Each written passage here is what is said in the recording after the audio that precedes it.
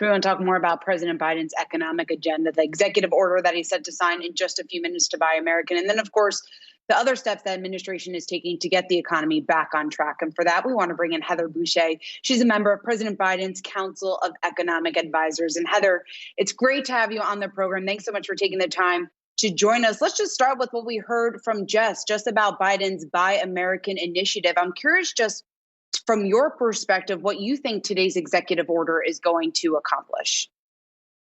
Well, I think this executive order is really important, and it fulfills a campaign promise that the president made to the American people, which was to focus on strengthening American business and making sure that more of our supply chains are made here in America.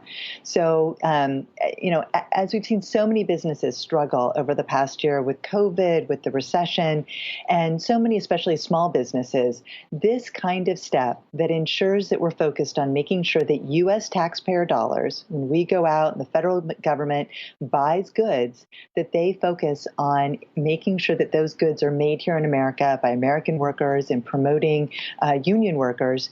This is the kind of thing that's going to help our economy not just build back, but build back better.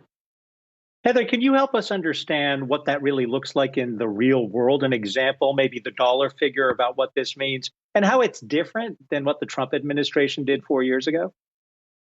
Yeah, no, these are great questions.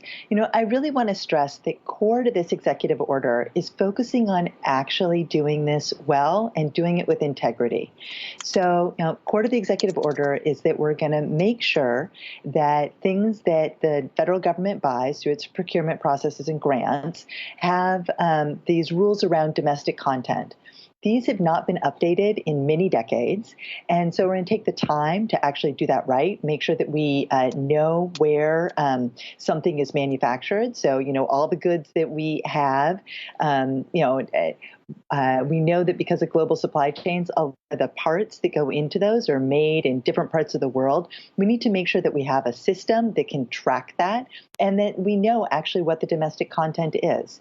And to make that happen, this executive order is going to ensure that there's someone in charge. There's going to be a director of Made in America who will make sure that across government, we're focused on this procurement Heather? process and making it real. Yeah. It sounds great. How much? How much money are we talking about here? Well, so this is through the procurement process. And, that we spend on contracts may be affected by this, but we have to remember that this is also going to improve small businesses and jobs for American workers. So for the net economy, this will be a net good. Heather, one thing we have heard from President Biden, the $1.9 trillion package that he wants to get through Congress in order to help the economy. I guess I'm curious because we saw over the weekend, obviously, it's getting some pushback here from moderate senators. What is your advice how are you advising the Biden administration at this point, just in terms of what needs to be done in order to get support for this $1.9 trillion package? Well, here on this package, I cannot stress enough the urgency and the importance for our economy of getting this done and getting this done now. We know, and you just had a segment on your show here about the different strains of the coronavirus that are now out there. We know that this continues to be a pressing problem while we wait for the vaccines to be delivered. We need to make sure that in communities all across the country, they have the resources they need to address the health crisis and keep our economy afloat. And so nothing could be more urgent. And of course, just a few weeks ago, what I think it was 44 Republicans actually voted to extend the additional checks to the American people to top those up to $2,000. So it seemed that there's a path to actually make this happen. But I just really can't stress enough the urgency here. Heather, urgency we get, but what does that path look like when Democrats are saying we should not be sending additional money to people who make $300K or more, as Shauna pointed out? What does it really look like, that path? Well, I think that the way that the path has been, the whole proposal has been put together, it does a lot to make sure that it is incredibly well targeted. There are estimates from Columbia University that this package will cut child poverty in half over this year.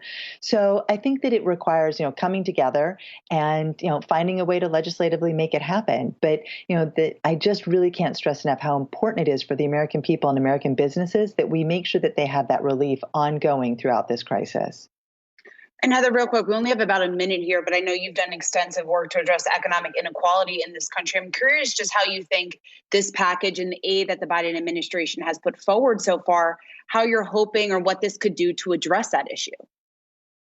Well, I'm excited that there are a number of pieces of the package that are really focused on folks at the bottom of the income distribution, but we are also focused on making sure that we keep the macroeconomy whole. We know that the lower we can get unemployment, the better that is for all workers. So I think it's that 1-2 punch. The expansion of the child tax credit that's going to help low-income families with children is just one example, but also the expansions of unemployment insurance and the like. These are going to go a long way to help families that need it the most.